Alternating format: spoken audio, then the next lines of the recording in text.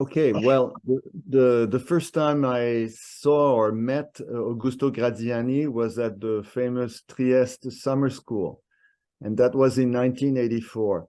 And so Graziani was giving a lecture, and I was quite surprised and shocked in the sense that Graziani was describing the monetary theory of production in a way which was very similar to the one that I had seen Alain Parguez describe it.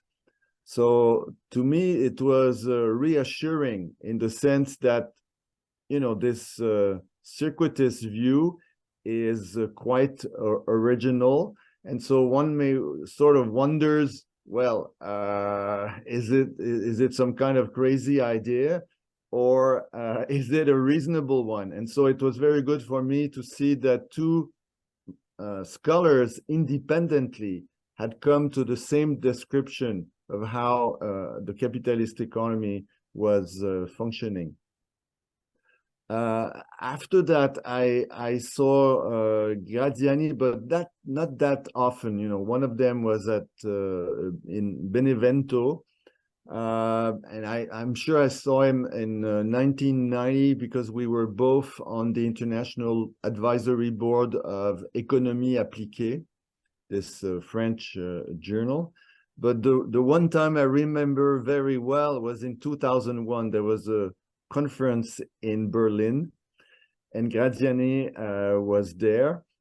And at some point after the presentation of Graziani, Basil Moore, who was also there, started complaining, saying, well, I'm tired of all these Italians pronouncing the word Keynesian instead of saying Keynesian.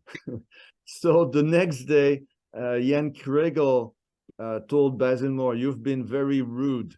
And I should tell you, Basil, that you keep saying savings, which is supposed to be a stock, whereas you should be saying the saving and investment, and not savings and investment. The second part of your question was with regards what's the first paper or whatever that I saw from Graziani, and I think it was around 1984 or 85, and it was his paper that was published on the finance motive in the economic notes of the Monte dei Paschi di Siena. That paper, in fact, it was a paper that had been sent by Graziani to Alain Parguez, because I have a photocopy of it, and there is his little signature and saying, you know, in honor of Alain Parguez. And so I photocopied the copy that Alain Parguez had.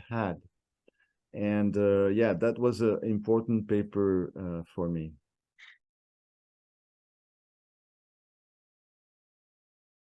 Well, no, I really think that they developed their views totally independently.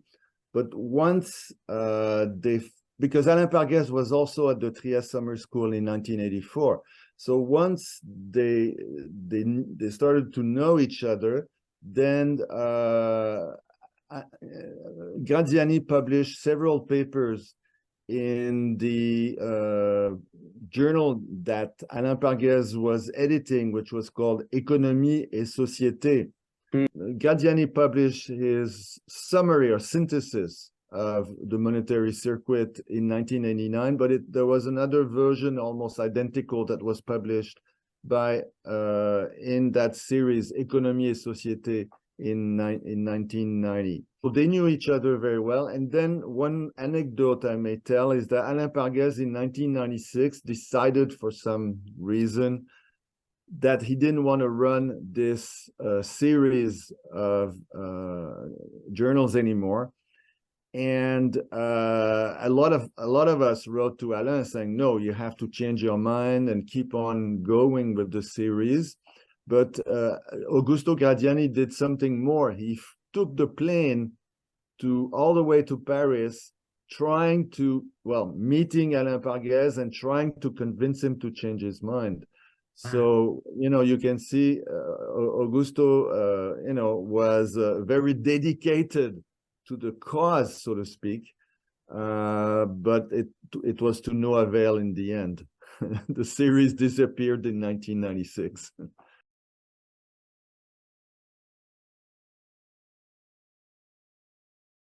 I, I think to some small extent, it was a reciprocal influence. I mean, I was much younger than Graziani, and I was not known at all at the time.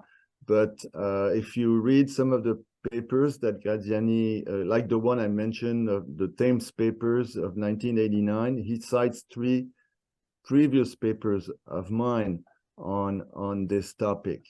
But still, I think the big advantage of Graziani is that he was writing very clearly. And so that paper that I mentioned, the economic notes of 1984 on the finance motive, was very influential on me. As you know, in that time period, late 70s, early 1980s, there was a big debate on the significance of Keynes' finance motive. And that paper, cleared up my own views about how we should be thinking about that. And 2 major reasons. In that paper, you find the distinction between initial finance and final finance, which has played quite an important role later. Fully agreed with the way Graziani put the emphasis on it's the whole production that needed to be financed, not just investment.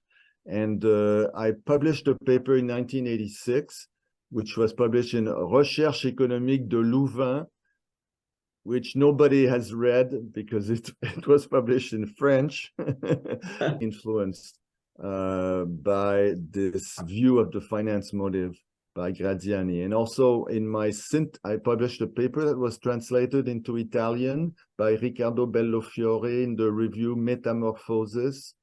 These views that Graziani had put forward he had 2 papers, in fact, on the finance motive, made me understand better what Alain Parguez was saying.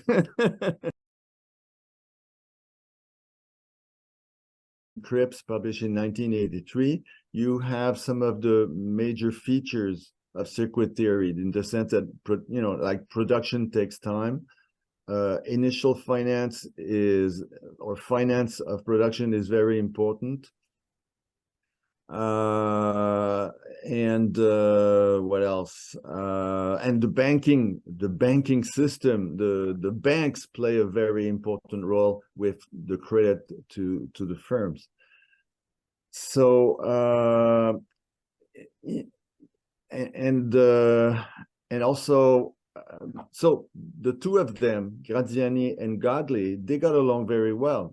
Gennaro Zezza told me that they met together for the first time in 1988, and they immediately they got along very well, presumably because they were also of the same generation.